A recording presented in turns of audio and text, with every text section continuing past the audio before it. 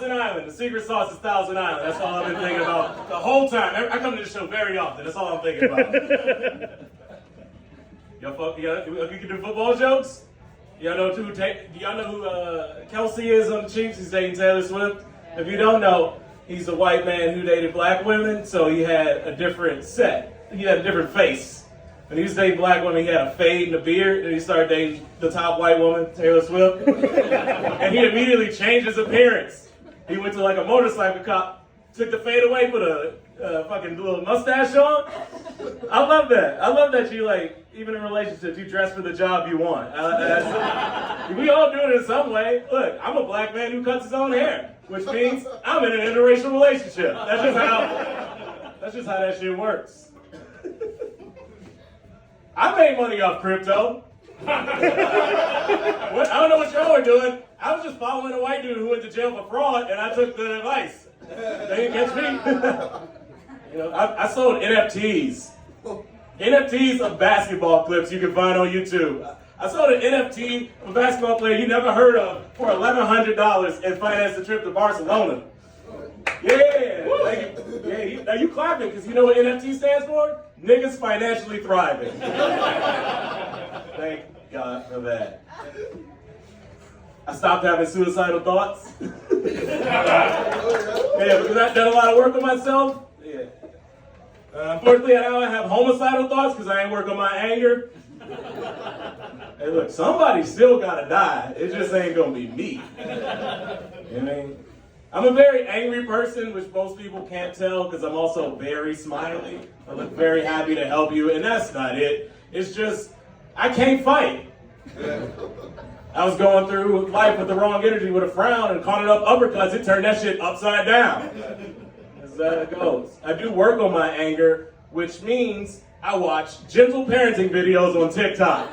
You know those where there's a bunch of millennials talking to kids, like trying to teach other millennials how to raise them nicely, but instead they're just raising me.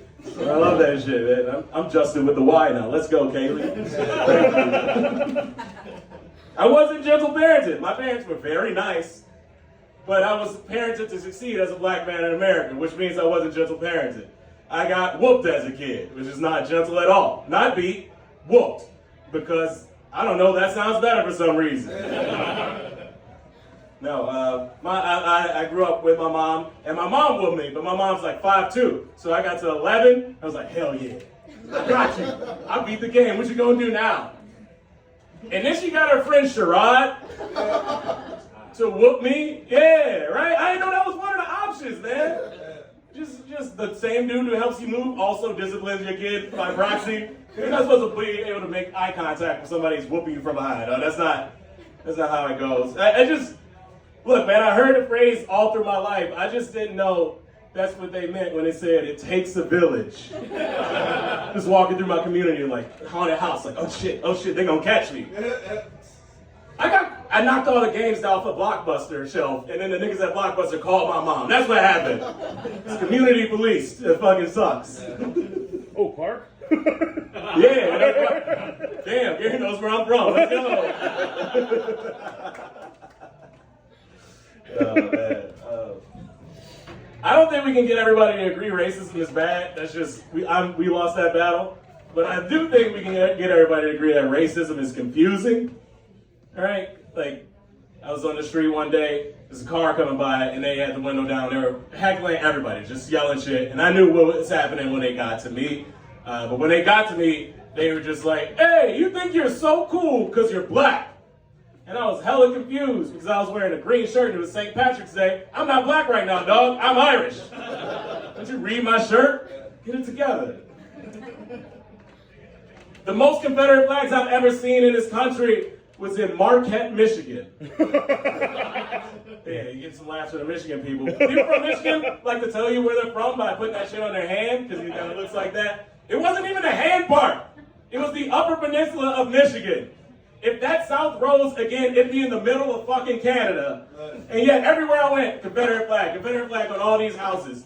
I'm camping, so I go to the store, I'm trying to get some meats. Standard shit. Go to the freezer aisle, open the freezer, grab my sausage, and what's on the sausage? A Confederate flag. I think about that racism sausage every 2 weeks, and that was 8 years ago.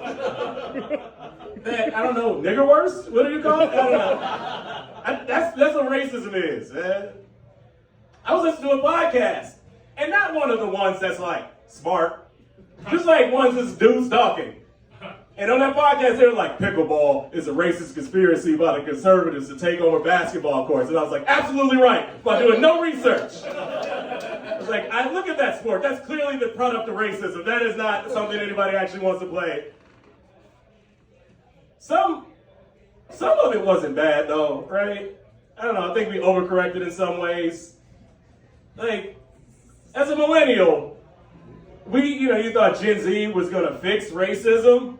But instead, we just got a tremendous amount of white men who say tings now. You know what I mean? Like 5 or 10 dudes like, what about tings? It's like, hey man, you gotta stop this. Just say nigga when it comes on. I prefer that one. Please free me. I'm here to tell y'all the good news. Yeah. Like, you see all these smoke shops popping up in the neighborhood? I didn't know how to feel about that shit at first.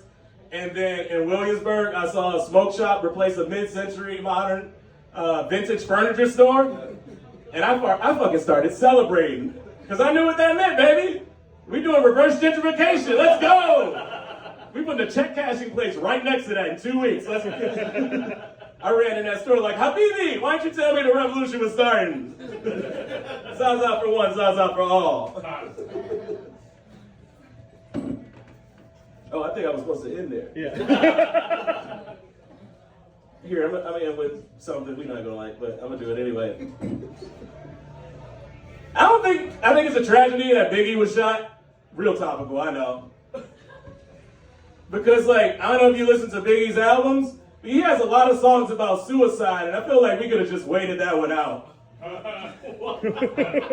First album was Ready to Die. Like, come on, man. Gangsta's got morals too.